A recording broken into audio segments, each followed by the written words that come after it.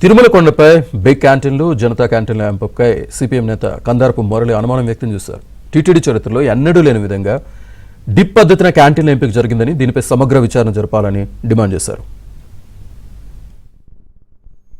5 big క్యాంటీన్లు 5 జనతా హోటళ్లకి 8 నెలల కిందట తిరుమలలో టెండర్స్ను పిలిచారు.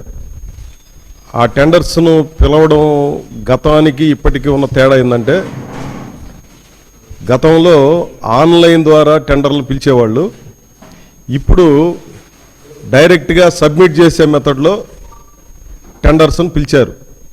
ఈ పద్ధతిని ఎందుకు మార్చారు అనేది మేము అడుగుతున్నది మొదటిది. రెండవది వచ్చేసి, స్థానికులకి ఎవరికి అర్హత లేకుండా చేయడం అనేదే లక్ష్యంగా తమకు కావలసినటువంటి వాళ్ళకి తాము ఎవరికైతే ఇవ్వాలని అనుకుంటున్నారో వాళ్ళకి వచ్చేటువంటి పద్ధతిలో కండిషన్స్ను పెట్టారు. మొదటిదేమో ఆన్లైన్ అనేది పారదర్శకంగా ఉంటుంది అనేది మనకందరికి కూడా తెలిసింది. దాన్ని రద్దు చేశారు. దాన్ని ఎందుకు రద్దు చేశారో సమాధానం చెప్పాల్సినటువంటి అవసరం ఉంది. రెండవది వచ్చి కొన్ని కండిషన్స్ పెట్టారు.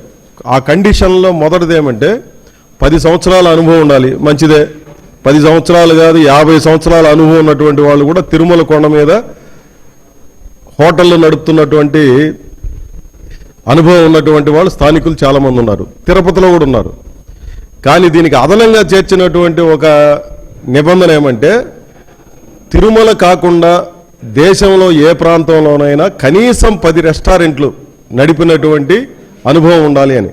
అంటే దాని అర్థం ఏంటంటే, తిరుపతోడు ఎవడు దీంట్లో పార్టిసిపేట్ చేయడానికి వీల్లేదు అనేది దాంట్లో క్లియర్గా ఉన్నటువంటిది.